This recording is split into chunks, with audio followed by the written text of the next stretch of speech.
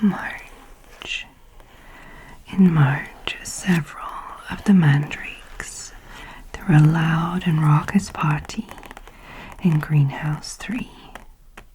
This made Professor Sprout very happy. The 1st of March, Ronald Weasley's birthday. You never get anything new either with 5 brothers. I've got Bill's old robes, Charlie's old wand, and Percy's old rat. Ron Weasley, Harry Potter and the Philosopher's Stone. Chapter 6, The Journey from Platform 9 3/4. The 2nd of March. You're wheezy. Sir, you're wheezy. Wheezy who is giving Dobby his jumper.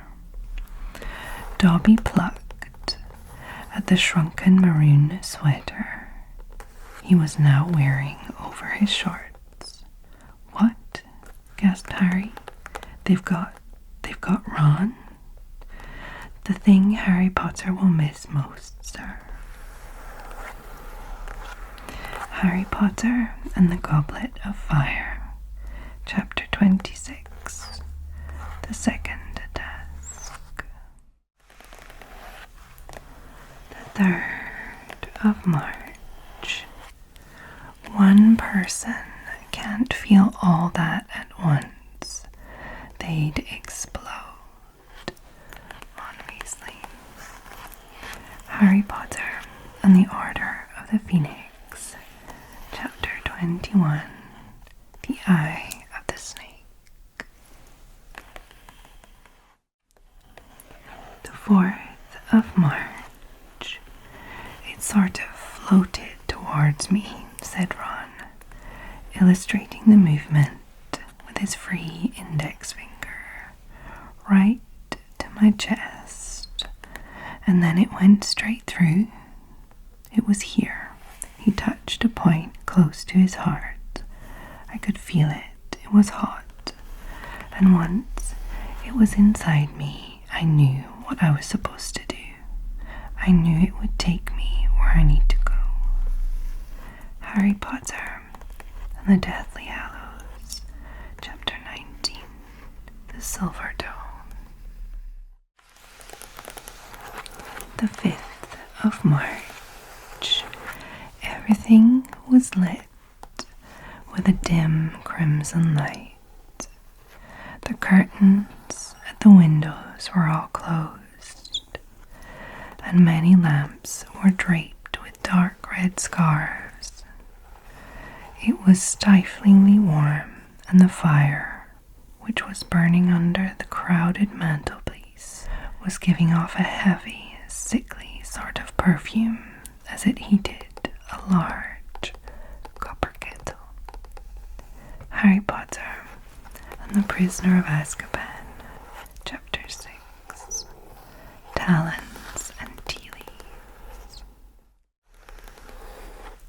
The 6th of March. How nice to see you in the physical world at last. Sybil Trelawney, Harry Potter and the Prisoner of Azkaban. Chapter 6. Talons and Tea Leaves. The 7th of March. I have been crystal gazing, Headmaster, said Professor Trelawney in her mistiest, most faraway voice, and to my astonishment, I saw myself abandoning my solitary luncheon and coming to join you. Who am I to refuse the promptings of fate? Harry Potter and the Prisoner of Azkaban, Chapter 11. The Firebolt. The 8th of March. You know, said Ron, whose hair was on end because because of all the times he had run his fingers through it in frustration. I think it's back to the old divination standby. What? Make it up. Harry Potter and the Goblet of Fire, Chapter 14, The Unforgivable Curses. The 9th of March, Professor Trelawney's birthday. Happy birthday. You just told me that the Dark Lord's going to rise again, that his servants going to go back to him. Professor Trelawney looked thoroughly startled. The Dark Lord, he who must not be named. My dear boy, that's hardly something to joke about. Rise again, indeed. Harry Potter and the Prisoner of Azkaban, Chapter 16, Professor Trelawney's Prediction. The 10th of March, Professor Lupin's birthday. Happy birthday. There was a loud crack, and Harry's cloudy Patronus vanished along with the Dementor. He sank into a chair, feeling exhausted, as if he'd just run a mile, his legs shaking. Out of the corner of his eye, he saw Professor Lupin forcing the boggart back into the packing case with his wand. It had turned into a silvery orb again. Harry Potter and the Prisoner of Azkaban, Chapter 12, The Patronus.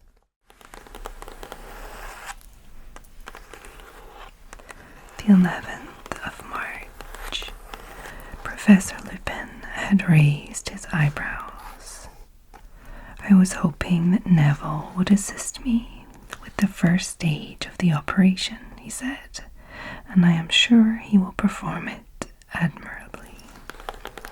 Harry Potter and the Prisoner of Azkaban, Chapter 7, The Boggart in the Wardrobe.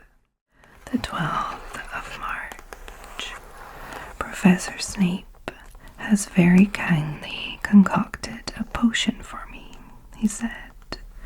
I have never been much of a potion brewer, and this one is particularly complex. He picked up the goblet and sniffed it. Pity sugar makes it useless, he added, taking a sip and shuddering. Harry Potter and the Prisoner of Azkaban, Chapter 8, Flight of the Fat Lady. The 13th of March. There were delays in the post because the owls kept being blown off course. The brown owl that Harry had sent to Sirius with the dates of the Hogsmeade weekend turned up at breakfast on Friday morning with half its feathers sticking up the wrong way. Harry Potter and the Goblet of Fire, Chapter 27, Padfoot Returns. The 14th of March. The snowy owl clicked her beak and fluttered down onto Harry's arm. Very smart owl you've got there, chuckled Tom. Arrived about 5 minutes before you did. Harry Potter and the Prisoner of Azkaban, Chapter 3, The Night Bus. The 15th of March. Pigwidgeon was much too small to carry an entire ham up the mountain by himself, so Harry enlisted the help of 2 school screech owls as well. Harry Potter and the Goblet of Fire, Chapter 28, The Madness of Mr. Crouch. The 16th of March. Frowning, he made to take the letter from the owl, but before he could do so, 3, 4, 5 more owls had fluttered down beside it and were jockeying for position, treading in the butter and knocking over the salt as each one attempted to give him the letter first. "What's going on?" Ron asked in amazement as the whole of Gryffindor table leaned forwards to watch, and another 7 owls landed amongst the first ones, screeching, hooting, and flapping their wings. Harry Potter and the Order of the Phoenix, Chapter 26, Seen and Unforeseen. The 17th of March. It was Peeves the poltergeist, bobbing over the crowd and looking delighted, as he always did at the sight of wreckage and worry. Harry Potter and the Prisoner of Azkaban, Chapter 8, Flight of the Fat Lady. The 18th of March. Not doing nothing, cackled Peeves, lobbing a water bomb at several fifth-year girls who screamed and dived into the Great Hall. Already wet, aren't they, little squirts? Whee! And he aimed another bomb at a group of second years who had just arrived. Harry Potter and the Goblet of Fire, Chapter 12, the Triwizard Tournament. The 19th of March. Harry aimed his wand at Peeves and said, "Langlock." Peeves clutched at his throat, gulped, then swooped from the room, making obscene gestures, but unable to speak, owing to the fact that his tongue had just glued itself to the roof of his mouth. "Nice one," said Ron appreciatively. Harry Potter and the Half-Blood Prince, Chapter 19, Elf Tales. The 20th of March. As the teachers bent over Justin and nearly headless Nick, examining them, Peeves broke into song. "Oh Potter, you rotter, oh what have you done? You're killing off students, you think it's good fun." Harry Potter and the Chamber of Secrets, Chapter 11, Dueling Club. The 21st of March.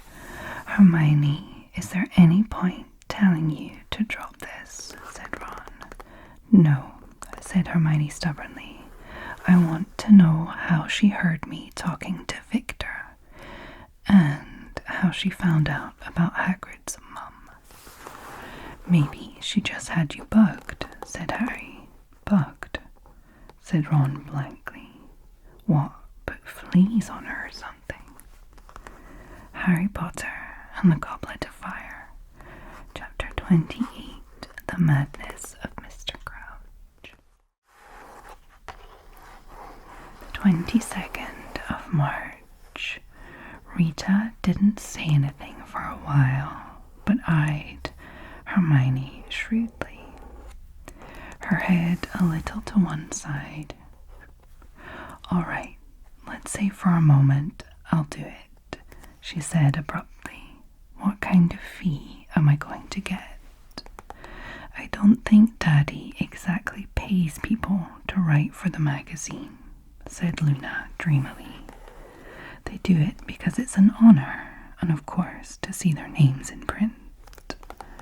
Harry Potter and the Order of the Phoenix, Chapter 25, The Beetle at Bay. 23rd of March. "Let us begin," said Firenze.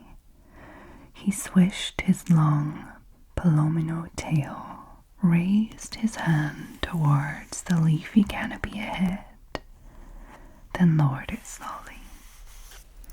And as he did so, the light in the room dimmed, so that they now seemed to be sitting in a forest clearing by twilight, and stars appeared on the ceiling. There were oohs and gasps, and Ron said audibly, "Blimey." "Lie back on the floor," said Firenze in his calm voice, "and observe the heavens.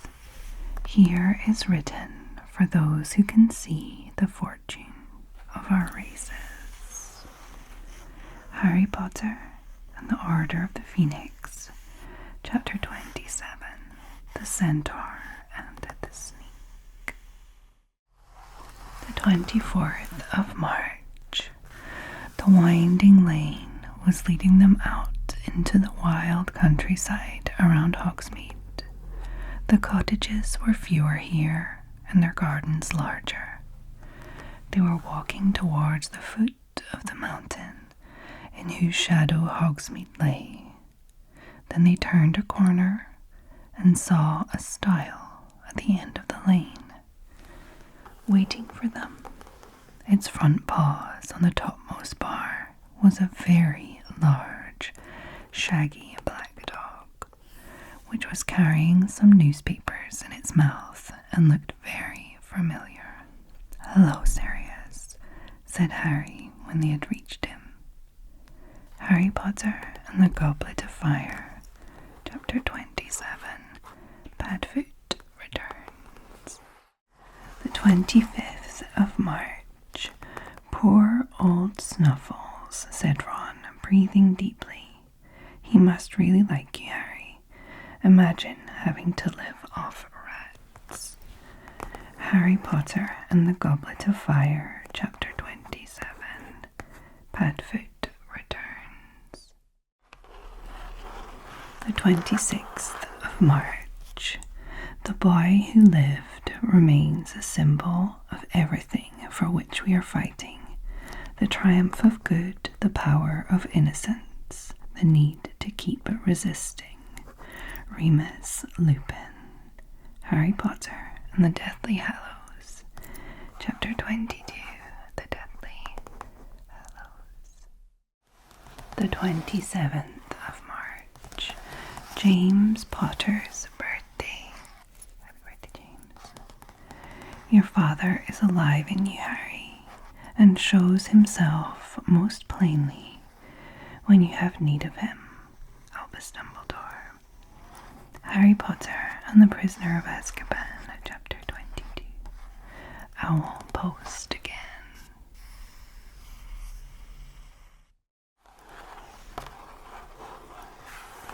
The 28th of March.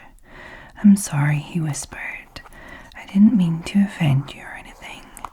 "Offend Dobby?" choked the elf. "Dobby has never been asked to sit down by a wizard like an equal." Harry Potter and the Chamber of Secrets, Chapter 2, Dobby's Warning. The 29th of March.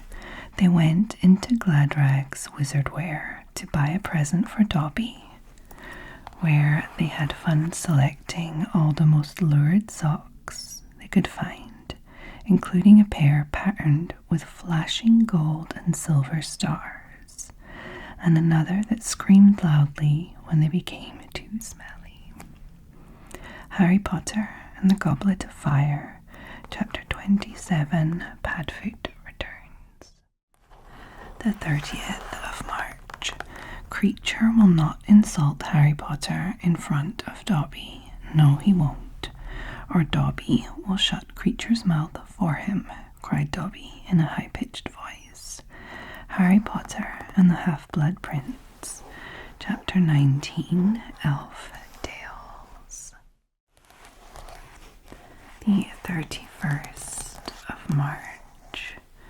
Dobby has no master, squealed the elf. Dobby is a free elf, and Dobby has come to save Harry Potter and his friends. Harry Potter and the Deathly Hallows, Chapter 23, Malfoy Man.